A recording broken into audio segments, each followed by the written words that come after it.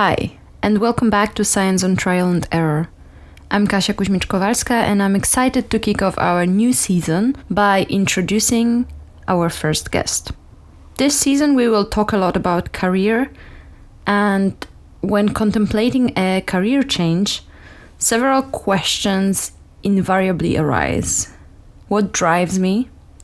Where do I see myself in 20 years? And what do I need in my work to keep me going?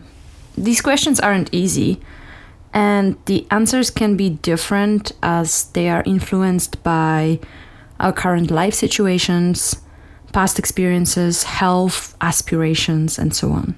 For a long time, my personal drive, at least in part, stemmed from the desire to garner external validation, to make those around me proud and happy. But as I approached 30, I found myself at a crossroads, uncertain of what I truly wanted beyond these external expectations. It's good to stop and think about your motivations from time to time, and if you need an incentive, this interview will lead you there. Our guest today is motivated by a profound desire to give back to her family, to her community, to society at large. Meet Rose De Guzman, a passionate advocate for making science more accessible.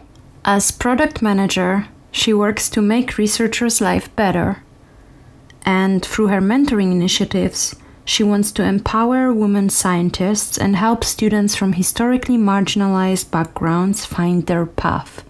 Rose's journey began in the Philippines, where she witnessed firsthand how poverty stifled educational opportunities. Moving to the US at a young age, her family became her bedrock of strength and motivation as she pursued her scientific endeavors. She holds a Bachelor's of Science in Nutritional Biochemistry from UC Davis in California and proudly stands as a first-generation Ph.D. holder in behavioral neuroscience from University at Albany, New York. She then continued as a postdoctoral research fellow at the Massachusetts General Hospital, Harvard Medical School in Boston. She is a recipient of grants and awards, author of numerous publications. And beyond her academic achievements, Rose is a founder of two impactful mentoring initiatives, Women in Neuroscience, dedicating to advancing women in the field through focus groups, webinars, and workshops, and Pathways to Science and Medicine, fostering connections between MassGen, Harvard Medical School professionals, and Bunker Hill Community College students from underrepresented communities. So, what makes someone who has a good chance of becoming a PI leave academia? How to deal with imposter syndrome during big career transitions? And what does a product manager do? We discussed these and many other questions in this episode. Expect laughter, honesty, but also tears. Oh, and book recommendations, of course. As Rose said it, sometimes it only really takes one person to change your path. Enjoy and welcome Rose De Guzman.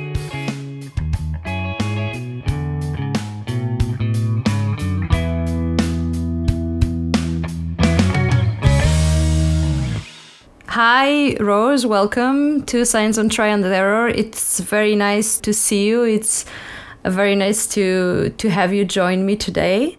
Likewise. Thank you so much for having me. How are you? Did I see that correctly? Is it 9:30 p.m. your time? Yeah. Oh my gosh. Thank you so much for being so flexible. It's totally fine. I am actually a very evening person, so for me it's okay. Oh, nice. No worries. Perfect. Where are you currently, actually? I am in the Boston area, Massachusetts. And how's the weather? Freezing. I went out to brunch with my friends this morning, and it was 15 degrees Fahrenheit, feels like 2. And there was a 1 hour wait, and so it was freezing. Yeah, here it's not so bad, actually. I know that Austria should be, winter paradise, but Vienna has had literally 2 days of snow, and Wow. That's it. So Yeah. it's been fairly warm, surprisingly warm. So I'm not complaining, honestly. But I would like to see a bit of white once in winter. Okay, so I'm very happy we will get to chat today. You're gonna be our first guest in the new season, which goes beyond academia, and I'm very excited that we will actually get to know you better. And just to give a brief intro, you are a neuroscientist, or actually trained in many sciences, but neuroscience, I would say, is one of the key things. And you are also very involved in mentorship, and now you transition from academia. You may be known for some of the listeners from social media as Rose Neuro. Yes. And I would be very happy to hear about what you're currently doing, which is already outside of academia, right? As we kind of discussed before. Yes, I recently transitioned. So what are you doing right now? Let's start with this. Okay, I am currently a product manager at Evidence Scientific, which was formerly known as Olympus. The microscopy microscope, company, right? yes. Yeah. Okay. Yes, yeah. And so it's newly named as Evident. But people always say, no, but we used to be Olympus, still same microscope, still same people, just different name.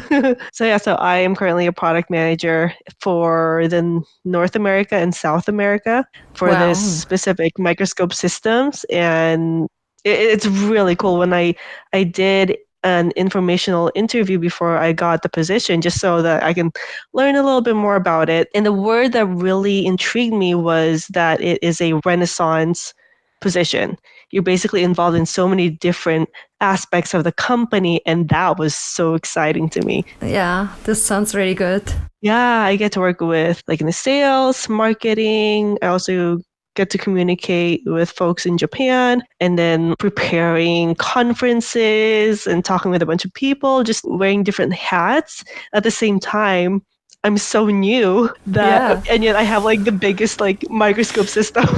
Oh my God. And so it's been really fun, really challenging in a good way. And so, yeah, I'm just really enjoying it so far.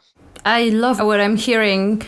I recently transitioned to a new career as well. And I also work as a manager, but not of a product, but of a consortium. And one of the things I was worried about was, will I feel challenged enough, outside of academic position? And will I really get to learn new stuff? And from what I'm hearing from you and also from my experience, actually it ends up being equally challenging, right? Equally exciting, I would say. Yes, definitely. So do you still get to learn new stuff about science as well? And do you feel like you are experiencing enough of this, learning process that we researchers like a lot? Yes, I needed to learn a lot about microscopes, especially fluorescence. And recently I wrote this article with a coworker, and it is on autofluorescence. We deal with that as researchers too, right? We try to capture an image, and yet there's this autofluorescence. How do you get rid of that?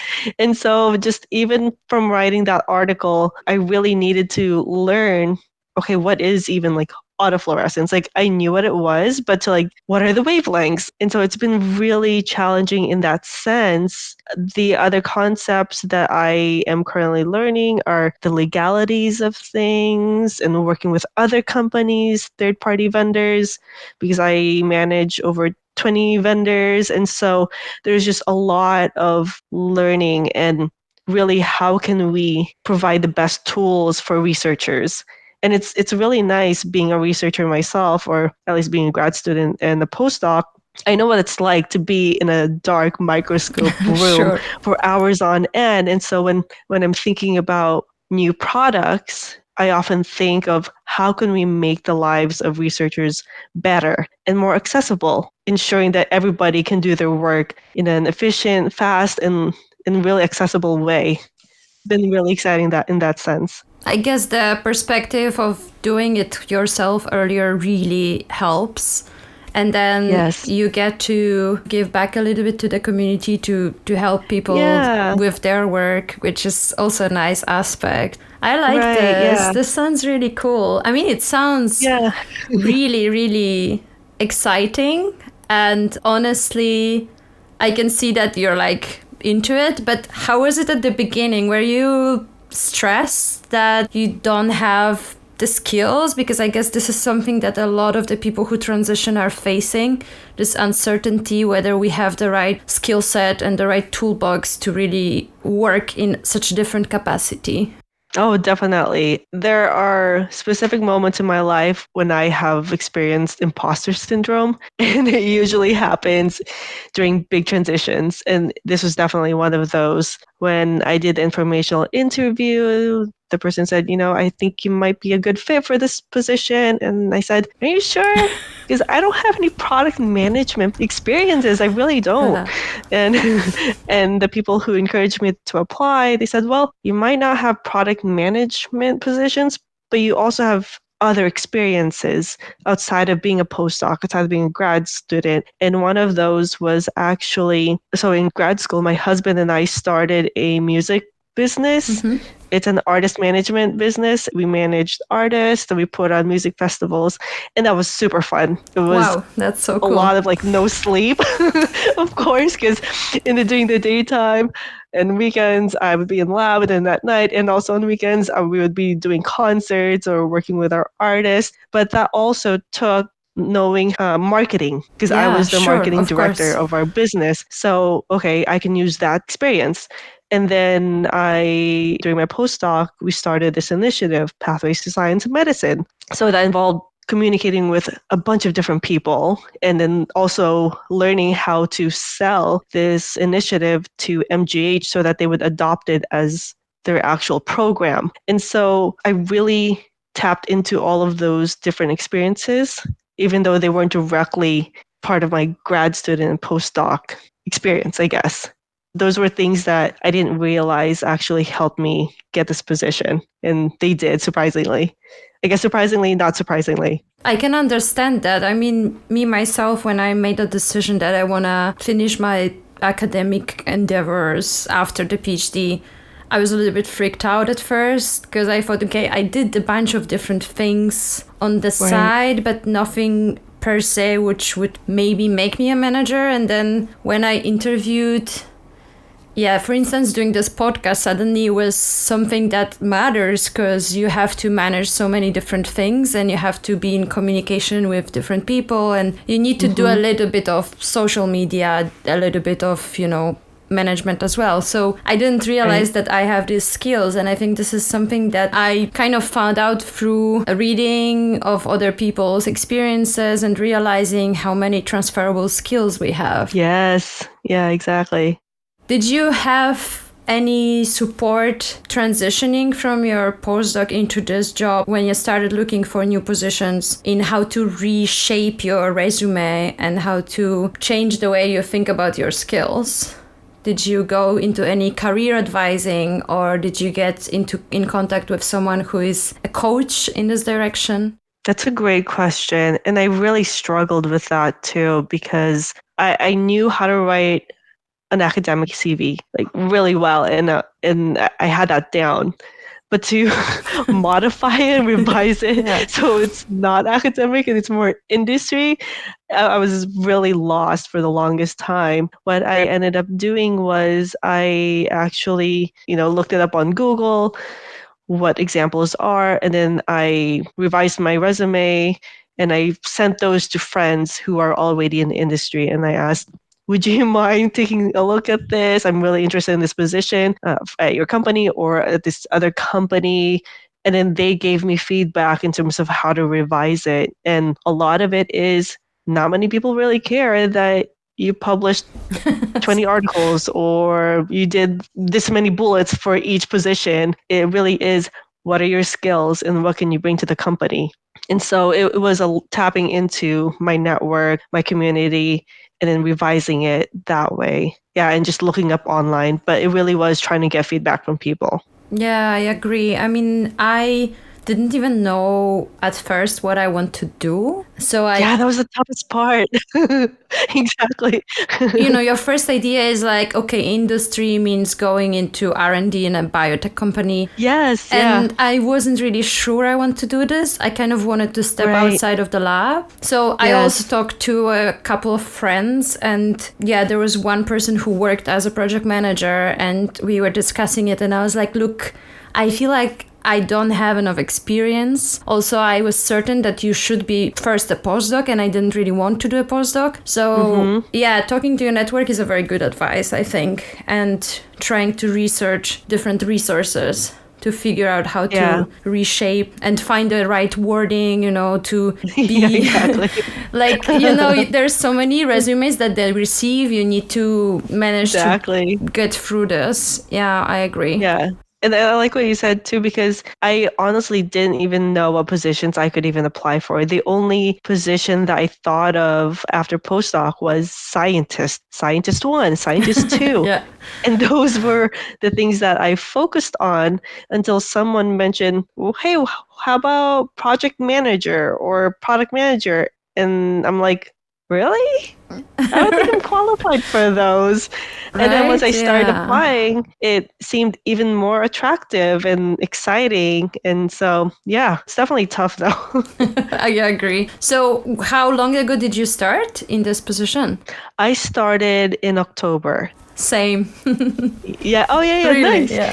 But before that, maybe I spent a year or so doing informational interviews and just really assessing if leaving academia was really the right path for me. So I did do a lot of informational interviews before that. Yeah, I think it really takes a while. I started looking more seriously in January at different positions. So it took me also around a year. And yeah, I think it's important to understand that this usually is not like a very sharp change in your way of thinking. It's more like you start to consider it and you need to realize what's out there. Yes. So what made you think about not continuing in academia? Because, I mean, I looked at your resume, Rose, and it's pretty spectacular. And I think you probably had a very strong chance that you could have become a PI if you wanted to. So I'm curious what prompted this. Yes, that's a great question. And it's one that's honestly the hardest to answer because for the longest time I thought I would be in an academic route path. And one of the reasons why I wanted to be in academia was I love the mentorship aspect of it and wanting to change the nature of academia because it can be a very, very tough environment, right? And my overall goal was how can I make change from within my own lab? Make change from within and hopefully spread light or or joy or Yes, of that course. spark within science again. So it was really, really tough decision. And I just realized that, I think I can still continue to make change outside of academia. I felt that I was pretty good on a bench, doing experiments. But I also wanted to see if there are ways where I can pursue science without needing to do in vivo experiments or in vitro experiments while still mentoring others. And in my position right now, I really do feel that I can make a wider difference by helping. I call people who use our microscopes as like the heroes. I'm Yeah. equipping them with the best tools I possibly can, and my role is to ensure that all of these people who are making a huge difference in the world are getting the tools that they need now. And research is being done really well. With good tools, you can increase reproducibility and standardization that way. And so I really shifted how I wanted to think about it. So that was great, where I'm still indirectly involved in advancing science in that aspect. What I really wanted to make sure, though, is that I don't lose that aspect of mentorship, because I really do believe in mentoring students and future scientists. And so I then tapped into really communicating with bigger audiences. Like for this one, I'm really just thankful, to be part of this podcast. So then maybe my story can help someone, or that's my hope, and really meeting with more students, and then tapping into more leadership roles, like being part of a board of a nonprofit organization, and then now an editorial board for a neuroscience journal. So still being able to mentor and do this, all the different things I loved about academia in a non-academic setting. And I know that's a roundabout answer, but yeah, like I try to choose like, yeah. No, it totally resonates with me. It resonates with me. I had very similar feelings. I felt like my experience during a PhD was quite a rough path. So now my role in the consortium is also, there will be 10 PhD students that will be within it. And I would like to kind of be there to support them as well. And I like this aspect. I like the fact that maybe I can be helpful to make their adventure in science better and to influence their experience. I really like this, how you phrased it, to support the science and the scientists, but not deal with all of the things that we didn't like about academia, right? Yes, exactly. Yes. The list that became too big to, I mean, for me, I was very, how do I say this? I was very one-sided. I saw myself going this path, and then when things started to be completely different, suddenly the illusion kind of fell down, and I was like, wow, this is really worse than I thought, in a way that it's very hard to fight these battles alone, and it's very hard to change things when the system is so, so set in stone. And I admire people who stay and who continue with their soul not damaged, but I found it very difficult. And I felt like I'm not sure really if I'm liking science anymore, which to me was a little bit, heartbreaking. But I feel like I do. Yeah. So thank God. It was more like the academia was really weighing on me. And that's why I wanted to really now shift the podcast in this direction, because I felt a little bit alone at first.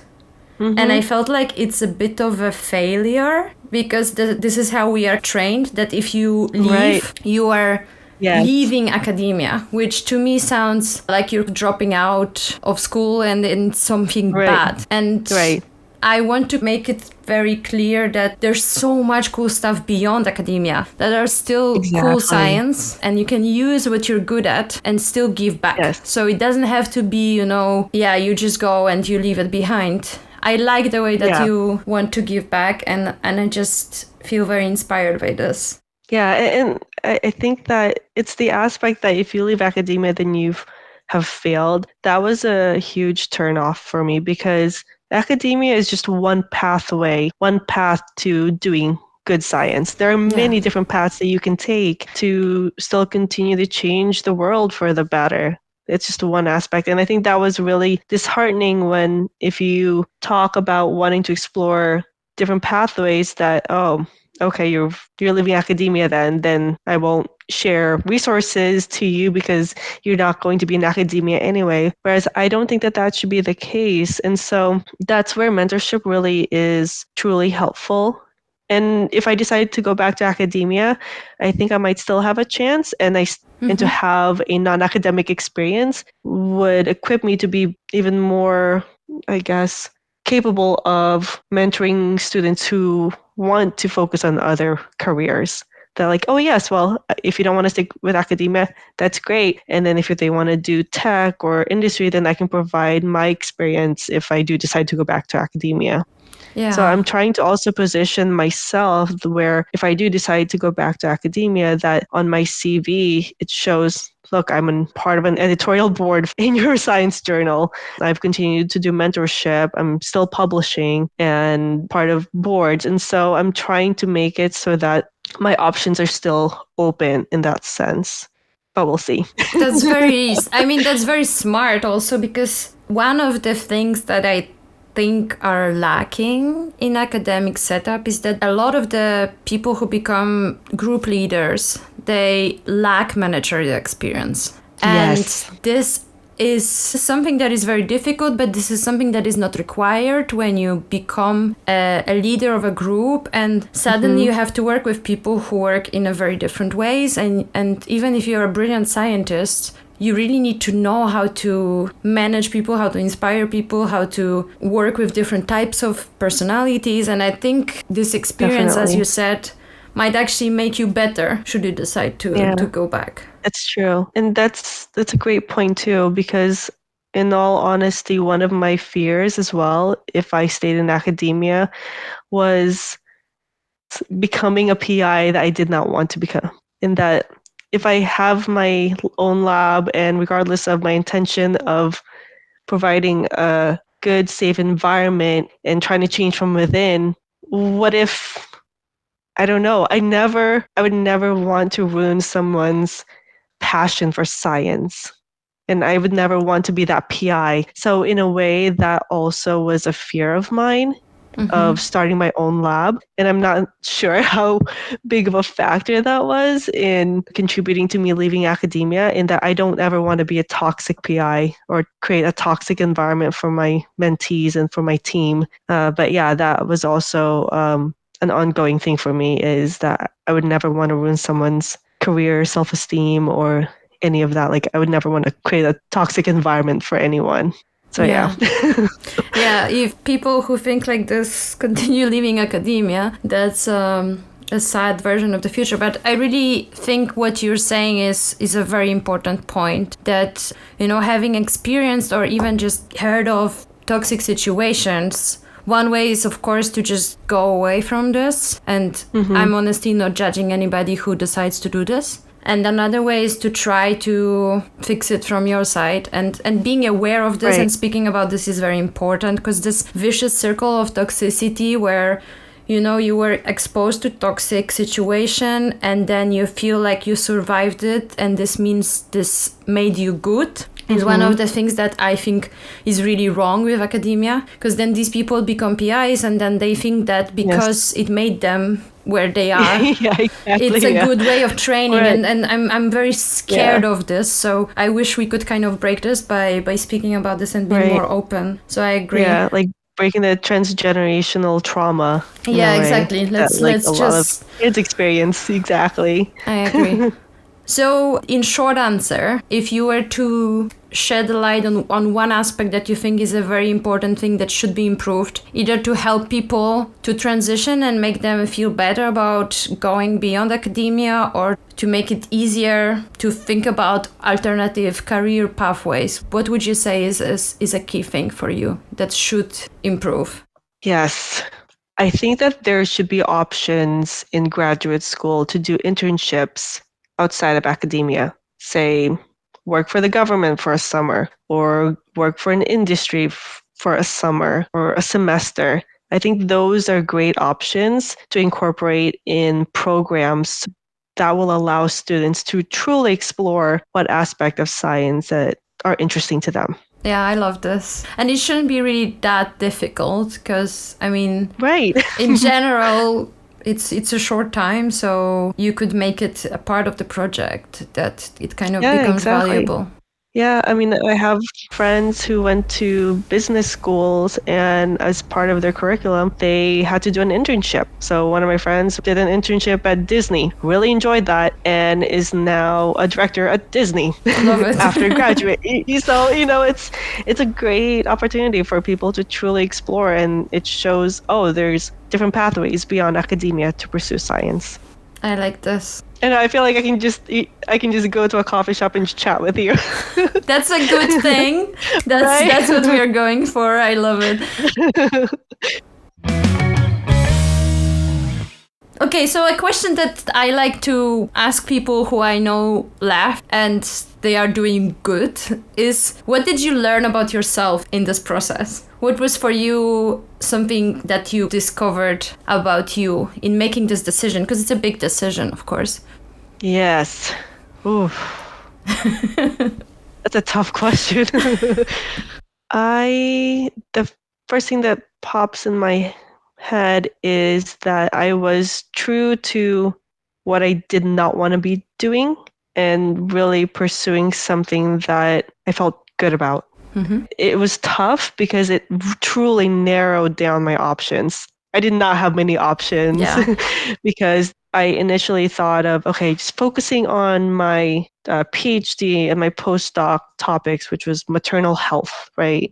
Or postpartum mental health. And surprisingly and not surprisingly, there aren't many companies here that actually focus on that, which is very, very, very sad. And so there was actually a part-time position that I wanted to apply for, and I did not get the position. And I was heartbroken. And in hindsight, it actually worked out really well because it was a part-time position and there weren't really any benefits either, except for that the company focused on postpartum depression, say. But then it also turned out that they laid off a ton of people within a month or so after I did not get the job. And it also made sense that I did not get the position. Oh, this is one thing that I did learn is that whenever I got a rejection from a job, I would ask them, what was it that I was rejected? Yeah, and smart. Not to like, why didn't you accept me? No, just really, to like, improve. To learn. Yeah, like how can I improve? During this interview process. And then it worked out that then I got this position. Well, yeah. So one of the things that I learned is that I guess I'm qualified for more than one position, I guess. And I did not know that. That is a very simple answer. But yeah, I can be a product manager? Okay, cool. And I just go with the flow and do my best and see where this takes me. I'm sorry about the question. I just think it's an interesting realization that, it's a great question. And I never really thought about it. You can kind of trust yourself a little bit more suddenly. And everything that you've learned, I was kind of scared. I've learned so many things. I was working in developmental biology, but it doesn't matter now that I can dissect mouse and chicken embryos when I'm applying for a position as a manager. But all the other things that we kind of soak in are relevant. And it's not that everything that we did suddenly becomes useless, because that's what I was a bit concerned about. I spent a long time doing my PhD, actually. It was like a bumpy road, and it took me 7 years since the beginning till the end. And I was like, oh my God, I wasted 7 years and I should use it somehow. I like this answer. Yes, I think we can now go a little bit around about other stuff, because I would really like the listeners to find out a bit more about your other initiatives and just you in general. But before we go to this, I want to ask you, because I know from your profile that you are a first-gen PhD, and I love this. I love the fact that you push and get this done. I'm also first-gen in my family, and I know that this carries a lot of difficulties, of course, and hardships. But I feel like there is a lot of power in people who do this, and I think there's also a lot of power of your family behind you. And I would like to, if you don't mind, go into the direction of source of your passion for science, also who inspired you to go through with all of your education, and just in general, how did it all start? Yes, I think it all started really in the Philippines, where I was born, and I was surrounded by so many brilliant people, but that poverty really hindered them to pursue education.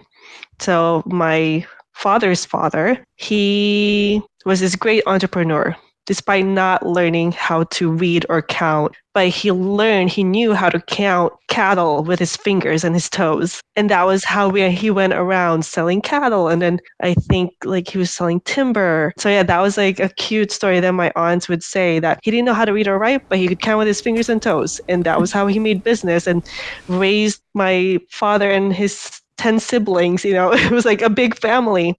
And now their kids are flourishing. And then my mother, the highest grade that she got was in elementary school. But she's such a passionate caregiver. She's a caregiver now here in the US. My father is a brilliant engineer, despite not having an engineering background, but he uses just that brain of his to build stuff for his company that he's working at right now. And so I learned at a young age, and what was really instilled in me by my family, is that education truly is what will help. And what will help my family, my community, and myself really rise from the poverty level. And so that was really what pushed me to reflect and like, what is it I wanted to do? And one of the things I remember writing down on a paper, I think when I like flew here in the United States when I was 7, was I want to build a clinic in my grandma's village because the closest hospital is too far away, right? You have to like walk a long time, catch the public transportation to get to a hospital. It's like a 2-hour trip. And that was one of the things I wanted to do, was build a clinic in her village so that people wouldn't have to like die going to a hospital. And that recently happened to me a year ago. Like my aunt needed to go to a hospital and she basically, like, I'm sorry to make this story morbid, but she basically died in transit. And I said, this is so recent. Why is this still happening? I'm sorry. So my family really does have a huge influence on my passion for pursuing education and helping others. And as an immigrant story, I was separated from my immediate family for 10 years. And then we all came back together in California. I lived with my parents and my youngest brother. And then my youngest brother was also born. But while my mom was pregnant with him, we didn't have much resources, but I was taking child development and nutrition courses at my community college. And I said, okay, we might not have much money, but I want to make sure that my mom is eating the right food and to make sure that it's a good environment. And then when my brother was born, I really tapped into my child development courses and nutrition courses to make sure that he had a like stimulating environment. I was always talking to him, giving him educational toys. And then when I knew that they were safe and good, then I could then leave to go to pursue college, get my bachelor's. So I transferred from a community college to UC Davis, and I chose nutritional biochem because in my family we had cardiovascular diseases, and I wanted to learn how to stop that cycle. And I was like, I want to learn how we can live long lives without being dependent on medication. But it wasn't until my last semester when I learned about neuroscience, and it was nutrition and aging. And I was like, oh my gosh, we can have long lives, but if the brain isn't there, then blah, blah, blah, blah. And so it was like a light bulb moment. Yeah. Yeah, it clicked. But I think I took a neuroscience class, maybe, I don't even remember, but I did take a lot of psychology courses and I really loved those. So after I graduated, I joined a neuroscience lab at UCLA. My boyfriend at that time, who is now my husband, he transferred to UCLA, and I said, well, if we're going to move to LA, I want to work at UCLA. That would be so fun. And so I got a lab tech position at UCLA. I was there for a few years. My PI was amazing, Tad Blair, but it was primarily more of artificial intelligence, place cells, and in vivo electrophysiology, that kind of thing. But I really continued to be interested in maternal brain health and also child development. So then I got my PhD that way and got my PhD in neuroscience. Yeah. I love this story. I mean, it's so driven by your experiences and your family's experiences, and it's so life-changing. Your whole family moving, and it must have been really difficult. And I guess this also is a little bit behind your mentoring initiatives, right? You want to make it easier for everyone else. And you mentioned the pathways to science and medicine that you started. I love this idea. Love. And I also saw you started the Women in Neuroscience community as well, which I also always support, right? This is something that is always necessary. So I wanted to expand into this and ask you mentioned that you see yourself in this role very well and you love doing this. How do you think your past experiences affect the way that you want to mentor people? So what is the key thing that you want to help people with? Do you want to help them in choosing the right path? Do you want to help them in understanding the challenges of the scientist career? What's the thing that is the most important for you in these initiatives? Yes. I think one of the most important things for me, especially at the community college level, is sharing all the different pathways that people can take, especially at that level. Because when I was at the community college, I went to Santa Rosa Junior College in California. The only two paths that I knew was become a nurse or become a physician. Yeah. I really didn't even know anything about becoming a scientist. Like, I knew we were reading about all these stuff in textbooks, but it didn't really click to me that, scientists do those work. And it wasn't until I transferred to UC Davis when one of my teacher's assistants, one of our TAs, Dr. Kaylin Hines, she came up to me and said, "Hey, Rose, do you want to be my research assistant?" And I'm like, I don't even know what that means. What's a research? What's a research? What's a research assistant? And I said, well, I really like talking to her. She seems really great and very patient, answering all of my questions. Yeah. And so I said, yeah, sure, great. I'd love to be a research assistant. I'm like, I still don't know what that means. But I think the important part of that story is that it only really takes one person to change your path. And for me, it was Kaylin Hines. Because after that, I was just engrossed. I was like, whoa, my God, this is amazing. Yeah. Like, research world. I did not know anything about research world. And so I was only at Davis for 2 years, and I knew that I was behind. And so then I joined 2 other labs. So I was like 3 labs and just learning as much as possible. But I really think it just takes that one person to give that encouragement to change someone's path. And so at the community college level, it really is showcasing all the different paths that you can take. You don't just have to be a nurse or a physician. And there's nothing wrong with those careers, but it really is, what are all the different options? And then once students are in graduate school, the important there is, how can I help them survive grad school? Exactly. and thrive in grad school. And so, yeah. And then after that, it's either, okay, do you want to stay in academia or do you want to choose other paths? So I think it really is, I try to be that guidance with whatever path people want to take. Without judgment, right? Without judgment, this is exactly. Something that I have been mentoring a few students when I was doing my PhD from younger cohorts, and they went through different situations, and I always tried to be there without the judgment that they were receiving from everywhere else. And I think sometimes that's enough. Like, if someone wants to leave their PhD and this feels right for them, why not help them to still make the best out of the time that they spend doing it? And I feel like there's so much stigma around certain things that having a mentor who is not judging you for your decisions is a very key thing. These initiatives, are they local? Are they online? How does it work if someone were interested in, looking into it?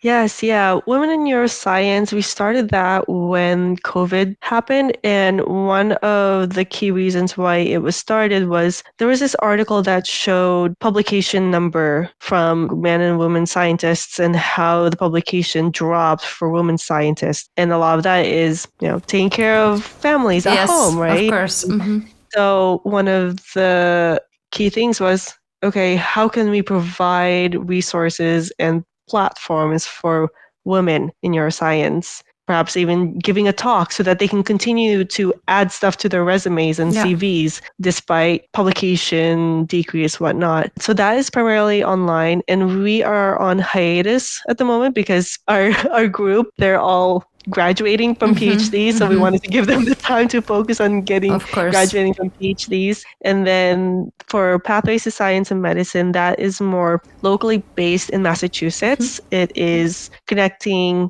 Mass Gen Hospital people and Harvard Med people with community college students at Bunker Hill. So that's been a pilot project where we'll start with Bunker Hill Community College, which is the biggest community college in Massachusetts, and then expanding that way. But the overall goal for that was truly to encourage folks in the Harvard community to go beyond helping the Harvard community, spread the wealth and resources and jobs to other people. And so that really is more locally based, but I really do hope for that to expand. It's clear that you're driven by something more than ego and ambitions, which is a common disease in academia, a sad disease in academia. Yeah, I'm very glad that you get to help people and you have this drive. And I really hope that in the future, whatever it will be, whether it will be academia or non-academia, that you will just get to do more of it and that you can share your experiences, which is a great thing. Yeah, I guess I wanted to go now a bit more into the future direction, maybe a little bit like feasible goals, of course, on one side, but then just going a little bit more on a dream type situation. Yes. Would the dream be to go back? Would the dream be to just be able to mentor more people? What would be the thing that you would like to do? Would the dream be a company maybe? Or something else? Like what would be a thing that you would like to do? Just like all doors are open. What's the thing that would be fun? I mean, it's not binding. Man. Come on, just right? Go for it. Yeah, exactly. Oh, I've always wanted my own foundation. That's been a really top goal of mine that is focused in the Philippines. And I think that I can attain that sometime. But really is to help more children that way. What really makes my heart bleed is when I go to the Philippines and I see children out on the streets. And I'm like, they really should be at school, learning and just really flourishing that way. I get teary just even thinking about it. Yeah. But yeah, it really is to tackle poverty and provide a chance for children back in the Philippines. And one of the things that I have learned, especially as a new mother, is my daughter loves to read. And I think that really has helped her brain develop really well. And so maybe if we can establish through this foundation, creating libraries so that all children can have access to books and helping provide scholarships and just anything to help alleviate the effects of poverty in children. Giving them shoes so that they can go to school like really proudly and buy their uniforms or something, just like very basic things that you would think, but are tremendously helpful. Or even like installing fans in their classrooms. That's one thing that my dad and I are working on in the next few months is installing electric fans in the classrooms in my grandma's village in the elementary school there. So that would be a foundation. That would be a dream of mine. And then another one is if I continue down the route of product management, I don't know, work my way up C-level. And then one thing with that is I can then use my increased salary to then fund this foundation. Yeah, of course. And that's like that my would goal. Be a dream. Yeah, exactly. That would be the ultimate dream. And just continue doing outreach work. I think that foundation is like my ultimate dream. And that would be amazing. And then bring that over to the United States too, because there are also a lot of children here, affected by poverty. But a lot of it revolves around children. And I just want children to reach their potential regardless of where they're born. To have a chance. Yeah, of course. To have a chance, I mean, yeah. It sounds... I'm getting teary. I know, it's making my heart grow, and it's also making me sad at the same time. Yeah. To think that there's still so many places where education is not a basic thing available to kids. And there can be so smart kids and, they just don't get the chance to do this. I love this. I really hope that you can get to this point. I will be your biggest supporter, honestly, in this. And because one of the things I think about is that, I'm no smarter than these kids. I just got lucky. And that really is a lot of it. And just not taking things for granted. All of the stuff that have come my path is that I just take on the opportunity because there's so many people, so many of my family members who are still in the Philippines who would love to have these opportunities. And so I try to be mindful of all the things I have access to and to not take them for granted. And Yes. Look how far you are already on the way. Every step that you take is bringing you closer to this, and this is fantastic.